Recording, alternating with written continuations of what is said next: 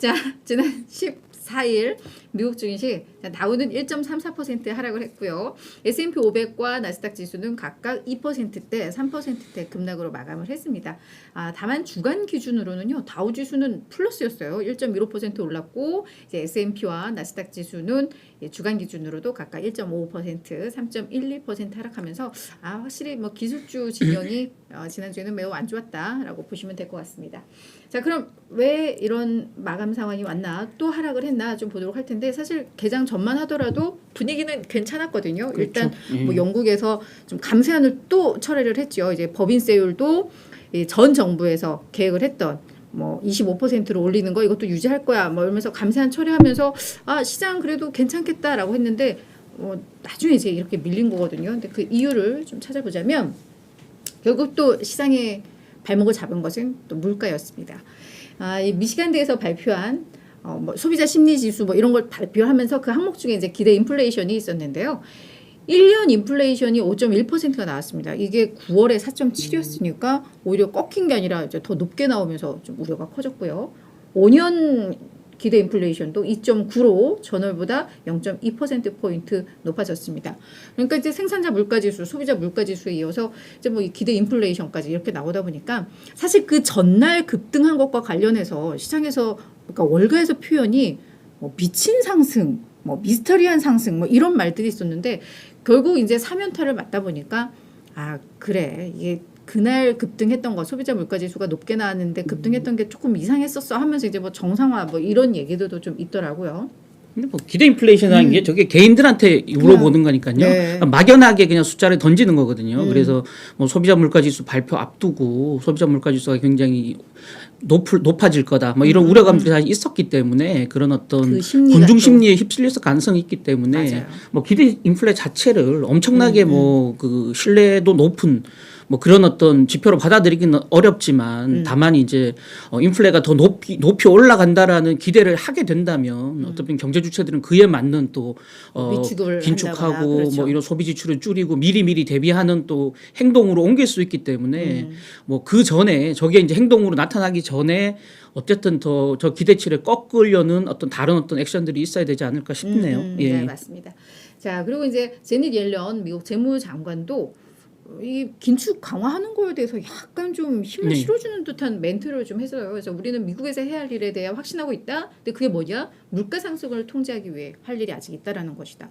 이 얘기는 결국은 뭐 고금리, 강달러 정책을 계속 유지하는 거에 대해서 뭐 지지한다라는 그런 표현으로 좀 해석이 되기 때문에 뭐 이런 부분들도 좀 악재로 작용한 게 아닌가라는 좀 생각이 듭니다. 그래서 일단 물가 공포가 컸던 게 금요일 지수 하락의 가장 큰 원인이었고요.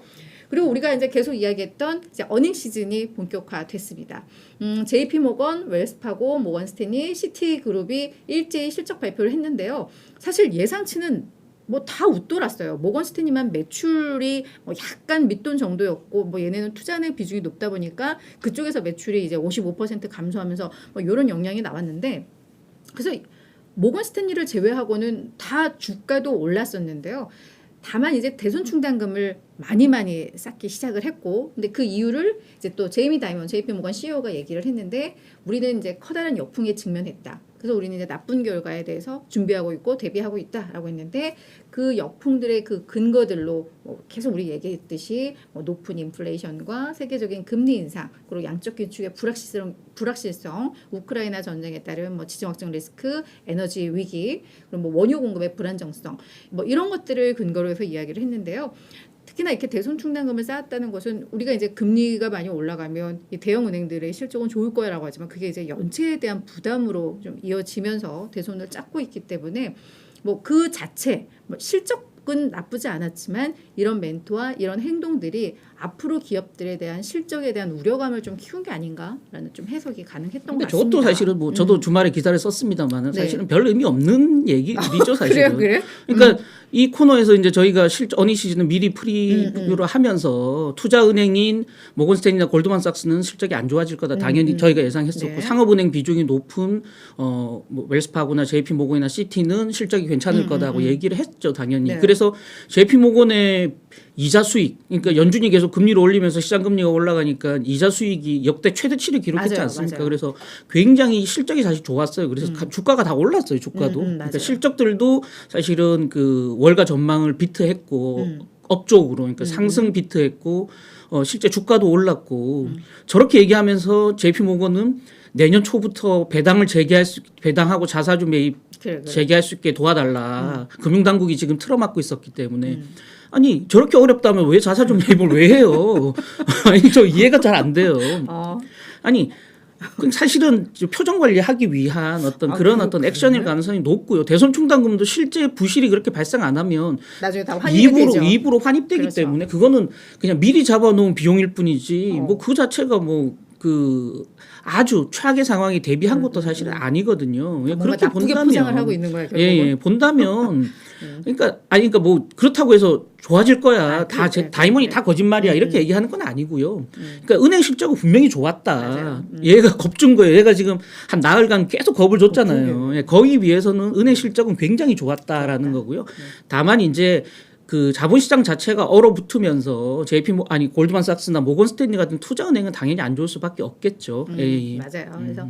그래서 일단 그냥 순이익 수치만 딱 보면은 사실 뭐 전년 대비해서 JP모건이 17% 감소했고 나머지들도 뭐 20에서 30% 급감을 했는데 이게 또 대손 충당금을 쌓기 때문에 그렇죠. 나오는 결과였기 때문에 뭐이 수치 보면 완전히 망했구나. 뭐 이 예상치 상회한 게 의미 없는 거 아니야라고 했지만 이 충당금의 영향이 좀 컸다라는 점 아시면서 이 실적에 대해서는 좀 저희가 기준을 갖고 보면 될 것 같습니다. 네, 그런 점에서 저는 오히려 연구 악재가 가장 컸다는 생각이 사실은 들어요. 네. 그래서 이제 차트 보시면 알겠지만 감세가 유턴 했지만 전체 유턴한 것도 아니잖아요. 5개 항목 중에 2개만 유턴을 한 거죠. 그러니까 한 주 전에 일단 그 최고 고소득자의 소득세 최고세율을 일단은 안 하겠다. 인하 안 하겠다라고 이제 그때는 이제 콰탱 재무장관이 이제 철회를 했던 거고요. 콰탱을 이제 G20 워싱턴 DC에서 G20 재무장관 회의하고 있는 콰탱을 하루 일찍 불러가지고 야 빨리 영국으로 돌아와 해놓고서는 잘라버렸잖아요. 예, 잘라버렸고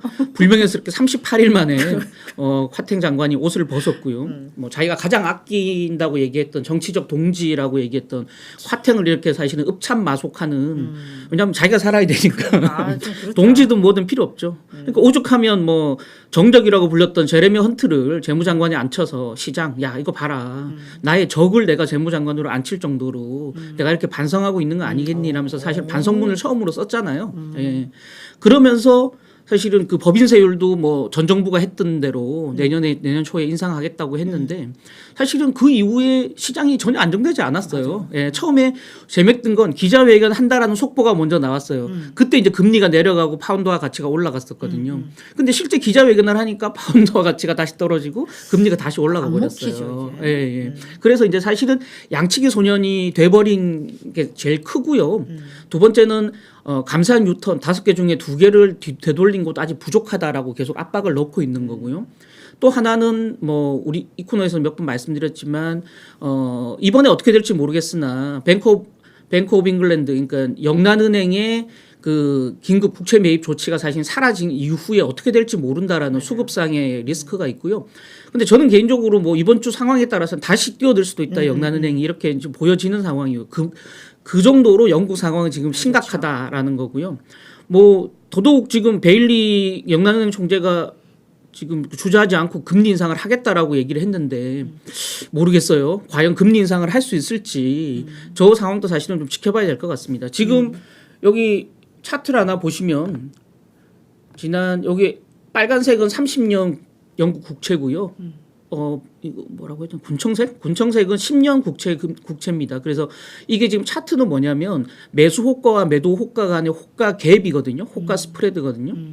호가가 계속 벌어진다는 말은 그러니까 국채를 팔려는 사람은 굉장히 높은 가격에 내려놓고요. 살려는 사람은 굉장히 낮은 가격에 주문을 걸어놓으니까 두 개 갭이 벌어져서 시장의 유동성이 사라지고 있다라는 거죠. 예, 결국은 계속 지금 위로 올라가는 양상을 보이고 있다라는 겁니다. 그래서 첫 번째 파란색이 미니 버짓, 미니 예산안, 감세안을 포함한 미니 예산안이 발표되고 난 이후 지금까지 몇 차례 조치에도 불구하고 계속 위로 올라가고 있는 상황이거든요. 지금 국채 시장 자체가 말을 듣지 않고 있다라면 뭐 이번 주 상황 뭐 베일리 총재는 기준금리 곧바로 인상하겠다고 했지만 다시 국채 매입에 나설 수도 그렇지, 있다라는 점에서 시장이 이렇다면 뭐 지금 대서양 건너 있지만 사실은 뭐 글로벌리한 이 전 세계 시장에서 영국 불안이 있고 미국 불안인데요. 그렇죠. 예.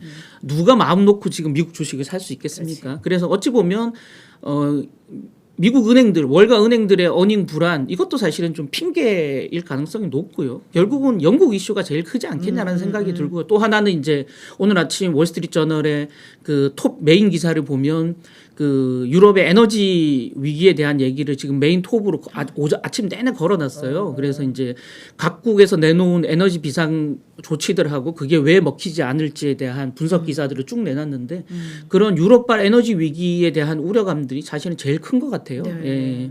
예. 우리 이제 그러면 이제 월가 이슈로 네, 월가 이슈 넘어가 주요 이슈 보겠습니다. 살펴보겠습니다. 네. 첫 번째 또 네거티브한 얘기를 자꾸 전해드려서 죄송한데요. 예, 월스트리트저널에서 이코노미스트 66명을 설문조사를 했습니다. 10월 7일부터 11일까지 주요 내용을 좀 살펴볼 텐데요. 경기 눈높이가 굉장히 낮아지고 있다라는 겁니다. 앞에 이제 그래프를 좀 키워볼 텐데요. 이게 첫 번째로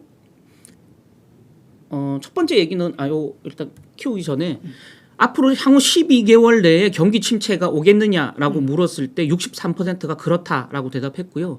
이게 이제 그러니까 분기에 한 번씩 설문조사를 하거든요. 지난 7월에 했던 그 2분기 3분기 초인가요? 네. 7월에 했던 그 설문조사에서는 49%였거든요. 굉장히 많이 높아졌다라는 거고요.